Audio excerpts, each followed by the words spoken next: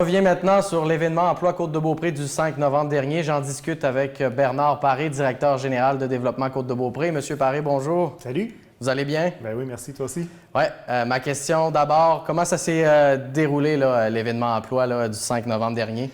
De façon très particulière. On en était à notre 25e édition cet automne. Puis, tu connais le contexte, l'événement Emploi, c'est une grande foire. On invite les employeurs, on invite les citoyens à venir les rencontrer. On fait ça dans un lieu où on peut accueillir beaucoup de monde, soit au chalet du Mont-Sainte-Anne, au centre Sainte-Anne aussi. Alors là, contexte de pandémie, on ne pouvait pas réaliser ça de cette façon-là. Alors, on a dû se creuser un peu les méninges pour trouver une façon efficace de l'organiser. Puis, je suis vraiment content parce qu'on a eu un bel appui de nos partenaires là-dedans. Ce qui fait qu'on a pu bénéficier d'une nouvelle plateforme qui a été développée là, par Libre Emploi, qui est un organisme là, dans la capitale nationale qui est dédié à l'aide à la recherche d'emploi.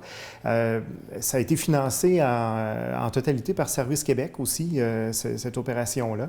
Et ça a permis d'offrir une plateforme virtuelle de rencontres là, employeurs et candidats. Plateforme virtuelle, oui, mais avec en bout de ligne des entrevues téléphoniques qui ont vraiment permis d'avoir une discussion conviviale directe entre les chercheurs d'emploi et les employeurs. Alors, au total, on était en projet pilote. Hein, on voulait faire quelque chose qui allait être couronné de succès, puis ça a été le cas. On n'avait que 6 entreprises pour cette première expérience-là. Et les 6 entreprises ont comme ça pu réaliser 23 entrevues. Puis on est bien content parce qu'au bout du processus, on sait qu'on a 11 candidats qui sont retenus là, puis qui sont en train d'avancer dans leur processus d'embauche. Alors, ça a été un premier test très concluant. On est content, puis je pense que nos entreprises aussi ont apprécié la formule en bout de ligne.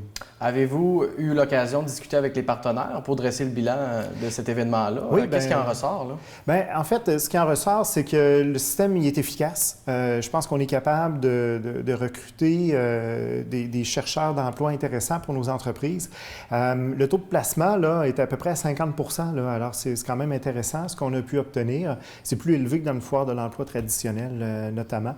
Ce qu'on a pu remarquer aussi, c'est qu'en étant en mode virtuel, on a ouvert un bassin de chercheurs d'emploi à Québec, qui n'était pas disponible jusqu'à maintenant pour nos entreprises sur la côte. Alors ça nous indique qu'on a là une piste à travailler.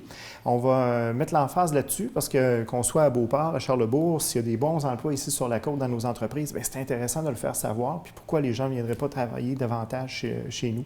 Alors ça, c'est intéressant, la dynamique que ça crée. Je tiens à souligner aussi le travail de nos partenaires là-dedans. Là, j'ai nommé Service Québec, Libre Emploi, mais il y a aussi le CGE, Service main-d'œuvre, l'appui.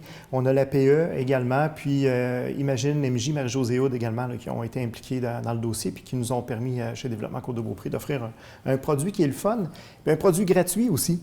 Contrairement aux autres années où la logistique est lourde, ça prend, oui, des locations de salles, des aménagements particuliers.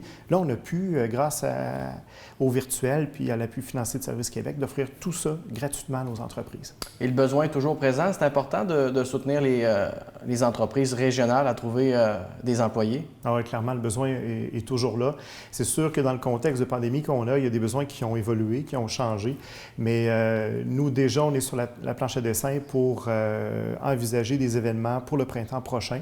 Vous savez, normalement, on a l'événement emploi tous les automnes, tous les printemps. Ben oui. Alors là, en prévision de l'arrivée du printemps prochain, déjà, on va commencer à travailler ça.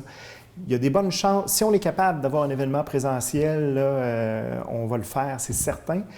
Et peut-être qu'on va mixer quand même l'approche virtuelle. Si on ne peut pas en présence, on sera qu'en virtuel. Mais je pense qu'on a découvert là quelque chose de bien fun qui permet à nos entreprises de façon efficace d'aller chercher des nouveaux bassins d'employés. Mais là, la situation actuelle vous amène à envisager plusieurs scénarios là, pour la prochaine édition. On n'a pas le choix, il faut rester réactif. Mais au moins, on a fait l'expérimentation, on a vu que ça fonctionne. Et moi, ce que j'espère, c'est qu'au printemps prochain, on n'aura pas que 6 entreprises dans le cadre d'un projet pilote, mais qu'on va pouvoir quand même, comme les dernières années, là, rejoindre 25-30 entreprises qui pourraient participer à cet événement-là. Et est-ce qu'on a continué de mettre l'emphase sur les bienfaits de travailler dans sa région? Oui, ça reste notre marotte. Hein? Nous, on est convaincus que nos citoyens gagnent à découvrir les opportunités d'emploi qui sont disponibles dans les entreprises de la côte. Alors, si on continue à miser là-dessus, ça va de soi. Donc, en résumé, pour une première édition dans cette formule-là? Quel bilan on trace là, de la 25e édition de l'événement emploi Côte-de-Beaupré? Bien, c'est positif. On a vraiment réussi, je pense, à relever le défi avec nos employeurs d'aller recruter des gens intéressés à travailler dans nos entreprises, avoir des candidats de qualité. Ça a été un test, on n'a pas eu des grands volumes, ça on en convient, mais honnêtement, on a fait la démonstration que ça fonctionne, puis on a déjà hâte à la prochaine édition. Monsieur Paré, merci beaucoup d'être venu nous parler de l'événement emploi aujourd'hui. Merci Thomas.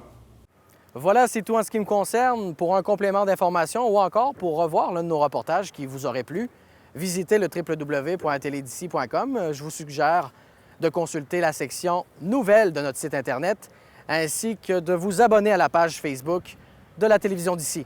En terminant, je vous invite également à suivre le journal Ici l'Info et d'ailleurs, dans votre boîte aux lettres, dans les prochains jours, sera distribuée l'édition du mois de novembre dans votre Publisac. Merci beaucoup d'avoir été des nôtres et on se donne rendez-vous la semaine prochaine pour une autre émission de 1 heure d'ici.